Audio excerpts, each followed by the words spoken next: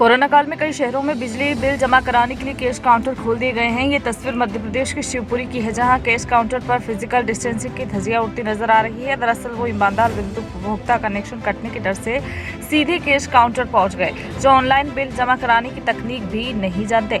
मुश्किल ये भी है कि इन्हें धूप से बचने के लिए फिजिकल डिस्टेंसिंग के नियमों को तोड़कर एक दूसरे के नजदीक खड़ा होना पड़ रहा है। आपको बता दें कि ना ही सैनिटाइजर का कोई इंतजाम है और ना ही गर्मी में पीने के पानी की कोई व्यवस्था। बेचारा विद्युत उपभोक्ता फिर में रुपये जमा कराने के लिए मारा फिर रहा है। क्या नाम है? सोनू कुशवाहा। क्या शिकायत है आपकी? सर हमारी शिकायत है कि बिल हमारा पहले इतनी रीडिंग का आ चुका है, मतलब ज्यादा का, अब उसको कम कर दिया है और फिर बढ़ा के दे दिया तीसरे महीने में बिल हमारा। कितना बिल आया है आप? बिल हमारा 4000 रुपये आया है। पहले कितना आता था? पहले आता था वो 100 रुपये, 100, 125 रुपये, 150 रुपये इतना आता था। शिवराज सिंह चौहान जी ने कहा था जिनका बिल गड़बड़ आया उनके कनेक्शन जोड़ने में आऊंगा, अगर कटे तो क्या उम्मीदें आएंगे? वो कौन आता, कभी कोई नहीं आता, तो सब अपन कोई भरना जनता कोई। अच्छा, लॉकडाउन में और किस तरह की मुश्किल आ रही है? क्या आपको पैसे संबंधित कोई दिक्कत है बिल जमा करने में? क्यों नहीं है सर, काम काज कुछ है नहीं है सर। अब इतना 4000 का बिल कहाँ से भरेंगे आप बताइए ना। आप यहाँ पे बिल जमा करने आए हैं, यहाँ भीड़ लगी हुई है, सोशल डिस्टेंस के नियमों का क्या पालन हो रहा है? क्या नहीं हो रहा ना सर, चिपक के खड़े हैं, पास में खड़े हैं सर, कोई दूर नहीं है। अच्छा, क्या नाम है आपका? जसोदा भाई। कहाँ से आएंगे? करौंदी कॉलोनी। तो क्या समस्या है बिजली बिल की? बेटा हमारा बिल कह रहा हमसे पहले आ तो 160 और अब तो 2002 से आए हैं, 2 महीना नहीं भरो बस कुल बिल। तो मीटर लगाए आपके घर पे? हाँ। तो मीटर के हिसाब से आया है या बगैर मीटर के हिसाब से आया है? मीटर के हिसाब से। एक तो बल्ब जलते बेटा मेरा, और तो परियां है, पक्के मकान नहीं है बेटा, और क्या नाम से एक पंखा चलता है बस, और मेरे ज्यादा कोई परिवार नहीं है। काम क्या करते हैं आप? मैं ही अकेली हूँ, मेरे बच्चा एक ऑटो चलाता है बस, अच्छा, और एक बच्चा तो मेरा बाहर है। तो लॉकडाउन में आपको समस्या आई होगी, कोई आमदनी हुई है क्या? कोई नहीं, कोई आमदनी नहीं, कोई 250 ग्राम हमको कोई ने आटा नहीं दिया, कोई ने चावल नहीं दे, कोई ने कुछ नहीं दिया बेटा। अच्छा, सरकार कह रही है कि हमने बहुत सहूलियत दी है। हमको तो नहीं दिया बेटा, फिर वो ऊपर वाला अब तो आपसे। अच्छा, गरीब वो सरकार का कहना है कि आपके खातों में भी पैसे आए हैं। जनधन खाता है आपके पास? आप मेरा खाता तो बेटा जो पेंशन मिलती है वही खाता है, तो उसमें भी नहीं आया अभी तक। अच्छा, और जनधन खाते में आए हैं? नहीं आया। ठीक है सर, बाहर बहुत भीड़ है और सोशल डिस्टेंसिंग का पालन नहीं किया जा रहा, और काफ़ी लोगों की समस्या है कि उनके बिल अत्यधिक आ रहे हैं पिछले बिलों की अपेक्षा। क्या कारण है? इसका कारण यह है कि 2 महीने से रीडिंग नहीं हुई है और रीडिंग के हिसाब से बिल नहीं आ रहा है, उनको सुधारा जा रहा है। ठीक है ना, हम काउंटर 2 खुली हुए हैं, जिस कंप्लेंट आ रही है उसको 24 घंटे के अंदर हम उसको रेक्टिफाई करके दे रहे हैं। और रहा सोशल डिस्टेंसिंग का, तो हमारे गोले बने हुए हैं, वो मिट गए हैं, तो थोड़ा और नए आज बनवा देंगे। और छाया के लिए भी आधा टेंट लगा हुआ है, पूरे को कवर्ड करवा देते हैं। और जनता को पहले तो स्वयं ही ध्यान रखना है। हमारा गार्ड भी लगा हुआ है, गार्ड को मारने दौड़ रहे हैं, तो ये अच्छी बात नहीं है। जनता खुद अपने आप में डिस्टेंसिंग का पालन करे तो बहुत अच्छी बात है।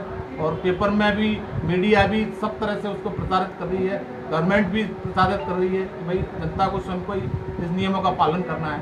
तो हम भी चाहते हैं कि जनता नियमों का पालन करे, अपना काम कराए, ठीक है, और हमें भी सरलता से काम करते हैं। Thank you. वहीं दूसरी ओर शिवपुरी जिले के गांव में कोरोना संदिग्धों को क्वारंटाइन कर दिया गया है। गरीब परिवार के घर में कोई बाउंड्री वाल नहीं है, लिहाजा प्रशासन ने बैरिकेडिंग कर दी है, लेकिन इनके पास कोरोना संदिग्धों के लिए नई मुश्किलें खड़ी हो चुकी हैं। ये तस्वीर शिवपुरी जिले में करेरा क्षेत्र अंतर्गत मिहावरा गांव की है, जहां कोरोना संदिग्ध गरीब परिवार को क्वारंटाइन किया गया है। कोरोना पॉजिटिव पाए गए इस परिवार के एक सदस्य को जिला अस्पताल में भर्ती कराया गया, जो कर्नाटक के बीजापुर से लौटा था। एहतियात के तौर पर स्थानीय प्रशासन ने घर के आसपास लोहे की जाली से बैरिकेडिंग इस कारण कराई क्योंकि घर के आंगन में चारों तरफ कोई दीवार नहीं, लिहाजा परिवार लोहे की जालियों में बंद हो गया। मगर इसके बाद परिजनों ने अपना दर्द बयां किया है। देखिए संवाददाता कुलदीप गुप्ता की रिपोर्ट, शिवपुरी मध्य प्रदेश। दोबारा बोलो, क्या नाम? अयलिया। कहाँ के रहने वाले हो? न्यावरे की। तो आपके पास जो जाली लगा दी है, बंद कर दिया है, तो आपको 14 दिन के लिए खाने पीने की व्यवस्था है आपके पास? कोई व्यवस्था नहीं है। तो कितने लोग हैं आप? 6 लोग। अच्छा, कितने बच्चे हैं? 4 बच्चे। अच्छा, तो कोई व्यवस्था नहीं है खाने कोई पीने की? व्यवस्था नहीं है, हम तो सब मजूरी कर रहे थे, मजूरी करके बच्चा हमें लिया तो सो हम खाते, अब वही बच्चा और तुम्हारे हम उधर ले लिया। पानी की कोई व्यवस्था है पीने कोई की? व्यवस्था नहीं है, हम तो कुएं से ले आते, मुड़ से भर के। कहाँ जाना है?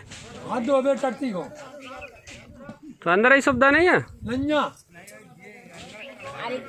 क्या जाए उसमें फांदी बात करते कहाँ है अंदर शौचालय बन गई नहीं है कहाँ फेंक देंगे। सर यहाँ पर ये 3 लोगों को क्वारंटाइन किया गया है, तो इनकी सुविधा का क्या ध्यान रखा गया? इनकी पर्याप्त और समुचित दिनचर्या और दैनिक जो आवश्यकता है, इसको देखते हुए पटवारी की टीम, सचिव और पंचायत सचिव है यहाँ पर, ICDS में आंगनवाड़ी कार्यकर्ता, ANM और हमारी जो आशाएं है, इनके माध्यम से पानी, खाने की व्यवस्था सचिव के द्वारा और पेयजल आदि की व्यवस्था के लिए टीम निर्धारित की गई है। ये जो टीम है इन पे नियंत्रण और इनको सहयोग करती रहेगी। तो सबसे मेन समस्या देखने को आ रही है तो शौचालय नहीं है यहाँ पर, चूँकि शौचालय हो सकता है, मतलब ये तो सचिव महोदय बताएंगे, लेकिन जैसी व्यवस्था चली आ रही है यहाँ पर इस हिसाब से शौचालय की व्यवस्था भी की जाएगी। बात करेंगे रायबरेली की, जहां खूबसूरती है रायबरेली की इसकी गंगा जमुना तहजीब, अनेकता में एकता और आपसी भाईचारा। हालांकि आजकल इसी खूबसूरती को खत्म करने में कुछ लोग लगे हुए हैं, लेकिन ऐसी बहुत सी मिसालें हैं जो उम्मीद जगाती हैं और जिन्हें देखकर ये लगता है कि ताना बाना इस देश में आपसी भाईचारे का वो इतना आसानी से टूटने वाला नहीं। जी हाँ, रायबरेली में गंगा जमुना तहजीब एक बार फिर देखने को मिली, जहां शहर कोतवाली क्षेत्र के दरिबार राजघाट निवासी प्रदीप की पत्नी संजू प्रजापति की डिलीवरी होनी थी और वहीं इसके कारण उसकी हालत बिगड़ गई। उसे बुधवार को परिजनों ने रायबरेली के जिला अस्पताल में भर्ती कराया। डॉक्टरों ने उसकी हालत गंभीर बताते हुए तुरंत परिजनों से कम 2 यूनिट की व्यवस्था करने के लिए कहा। प्रदीप ने बताया कि उसकी पत्नी को O पॉजिटिव खून की जरूरत थी। खून के लिए उसने ब्लड बैंक के चेक कर काटे, लेकिन उसे खून मुहैया नहीं हुआ। पीड़ित ने बताया कि उसने कई लोगों से मदद की गुहार लगाई, लेकिन किसी ने उसकी मदद नहीं की। तभी उसकी मुलाकात एडवोकेट शमीम खान से हुई। एडवोकेट ने उसे तत्काल ब्लड डोनर्स रायबरेली की टीम से संपर्क करने की बात कही, जिसके बाद प्रदीप ने फौरन ब्लड डोनर्स रायबरेली की टीम से संपर्क किया। संपर्क होते ही टीम ने महिला को खून देने का फैसला लिया। इसके बाद देखिए ये आगे की रिपोर्ट, जहां हिंदू मुस्लिम एकता की मिसाल देखने को मिली और एक मरीज को जब ब्लड की आवश्यकता पड़ी तो किस तरीके से मदद का हाथ बढ़ाया गया। संवाददाता महताब खान की रिपोर्ट, रायबरेली, उत्तर प्रदेश। क्या नाम है आपका? प्रदीप कुमार। अच्छा, प्रदीप जी कहाँ पर आए हुए हैं? हम जिला अस्पताल में आए हुए हैं ब्लड बैंक में। क्या हुआ?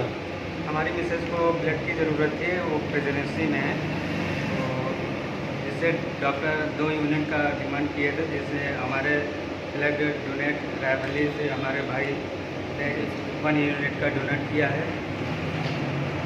कुछ कहना चाहेंगे? कोई संदेश? हमारे ये भाई इस तरह के अगर हमारे भाई मिलते रहेंगे तो आगे की बहुत से लोगों की जानने की आदतें बच सकती हैं। तो आप खुश हैं? जी बिल्कुल। नाम है आपका? अलनवाज। कहाँ पर आए हुए हैं? जिला अस्पताल ब्लड डोनेट कराया। क्या हुआ यहाँ पे?